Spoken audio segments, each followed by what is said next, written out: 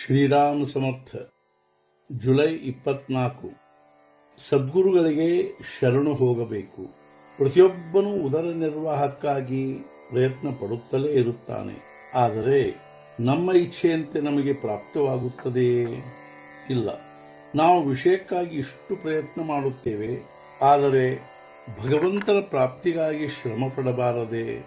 ಸಂತರು ಹೇಳಿದ ಮಾರ್ಗವನ್ನು ನಾವು ವಿಚಾರಿಸಿ ನೋಡಬೇಕು. ಒಮ್ಮೆ ಸಂಪೂರ್ಣ ವಿಚಾರ ಮಾಡಿ ನಾವು ಯಾರನ್ನು ಗುರುಗಳೆಂದು ನಿಶ್ಚಯಿಸಿದೆವೋ ಅವರು ಹೇಳಿದ್ದೇ ಸಾಧನವೆಂದು ತಿಳಿಯಬೇಕು.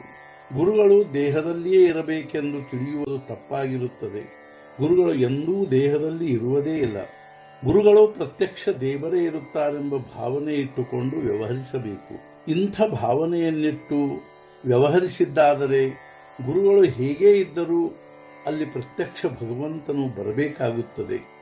ಗುರುಗಳು ಹೇಳಿದಂತೆ ನಾವು ಯಾವಾಗಲೂ ಸಾಧನೆ ಮಾಡುತ್ತಾ ಹೋಗಬೇಕು. ಈ ರೀತಿ ಸಾಧನೆ ಮಾಡುವುದರಿಂದ ನಮಗೆ ಭಗವಂತನ ಪ್ರಾಪ್ತಿಯಾಗುತ್ತದೆ. ಗುರುಗಳು ನಾಮದ ಹೊರತು ಬೇರೆ ಏನು ಹೇಳುತ್ತಾರೆ? ನಾವು ಯಾವಾಗಲೂ ಅದರಲ್ಲಿಯೇ ಇರಬೇಕು.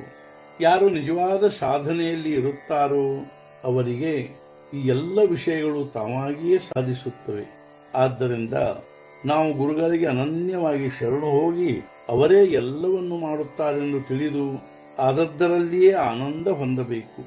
ಭಗವಂತನ ವಿಷಯದಲ್ಲಿ ಜಿಜ್ಞಾಸೆಯಾಗುವುದು ನಿಜವಾಗಿಯೂ ಭಾಗ್ಯದ ವಿಷಯವಾಗಿರುತ್ತದೆ. ಇಂಥ ಜಿಜ್ಞಾಸು ಶಿಷ್ಯನು ಭೇಟಿಯಾದರೆ ಗುರುಗಳಿಗೂ ತಮ್ಮ ವಿಷಯದಲ್ಲಿ ನಿಜವಾದ ಸಾರ್ಥಕತೆ ಅನಿಸುತ್ತದೆ.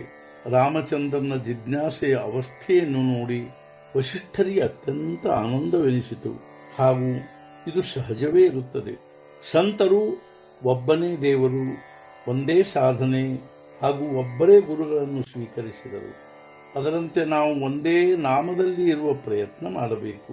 ಮಗು ಆಡುತ್ತಾ ನಗುತ್ತಾ ಇರುವಾಗ ತಂದೆಯು ಎತ್ತಿಕೊಳ್ಳುತ್ತಾನೆ. ಅದು ಅಳತೊಡಗಿದೊಡನೆ ಕೆಳಗೆ ಕೂಡಿಸುತ್ತಾನೆ. ಆದರೆ ತಾಯಿಯು ಮಗು ಅಳುತ್ತಿರುವಾಗ ಕರೆದುಕೊಳ್ಳುತ್ತಾಳೆ. ಇದೇ ದೇವರು ಹಾಗೂ ಸಂತರಲ್ಲಿರುವ ವ್ಯತ್ಯಾಸವು. ಬರ್ಫಿನಲ್ಲಿಯೇ ನೀರನ್ನು ತೆಗೆದರೆ ಅದರಲ್ಲಿ ಏನೂ ಉಳಿಯುವುದಿಲ್ಲ. ಸಂತರಲ್ಲಿಯ ಭಗವಂತನ ಪ್ರೇಮವನ್ನು ತೆಗೆದರೆ ಅವರಲ್ಲಿ ಏನೂ ಉಳಿಯುವುದಿಲ್ಲ. ಸಾಧನೆಯನ್ನು ಮಾಡುವ ಕಷ್ಟವಾಗದೆ ವಸ್ತುವನ್ನು ಸಾಧ್ಯಗೊಳಿಸಿಕೊಳ್ಳುವ ಮಾರ್ಗವೆಂದರೆ ಸತ್ಸಂಗತಿಯಾಗಿರುತ್ತದೆ.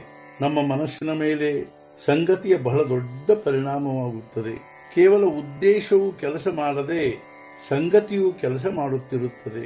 ಸಂಗತಿಯು ಎರಡು ಪ್ರಕಾರದ್ದಿರುತ್ತದೆ. ಒಂದು ಘಾತಕ ಹಾಗೂ ಇನ್ನೊಂದು ಉತ್ತಮ. ವಿಷಯೀ ಮನುಷ್ಯರ ಸಂಗತಿಯು ಘಾತಕವಾಗಿರುತ್ತದೆ ಹಾಗೂ ಸಂತರ ಸಂಗತಿಯು ಉತ್ತಮವಾಗಿರುತ್ತದೆ. ಸತ್ಸಂಗದಲ್ಲಿ ಇರುವಾಗ ನಮ್ಮಲ್ಲಿ ದೋಷಗಳಿರುತ್ತವೆ ಎಂದು ಯಾರಿಗೆ ತಿಳಿಯುತ್ತದೆಯೋ ಅವನು ಬೇಗನೆ ಸುಧಾರಿಸುತ್ತಾನೆ. ನಾವು ಯಾವ ಸತ್ಪುರುಷರ ಕಡೆಗೆ ಹೋಗುತ್ತೇವೆಯೋ ಅವರು ಹೇಳಿದ್ದನ್ನು ಮನಃಪೂರ್ವಕ ಆಚರಣೆಯಲ್ಲಿ ತರುವ ಪ್ರಯತ್ನ ಮಾಡಿದ್ದಾದರೆ ನಾವು ಅವರೊಂದಿಗೆ ನಿಜವಾದ ಸಂಗತಿ ಮಾಡಿದಂತೆ ಎಂದು ಹೇಳಬಹುದು.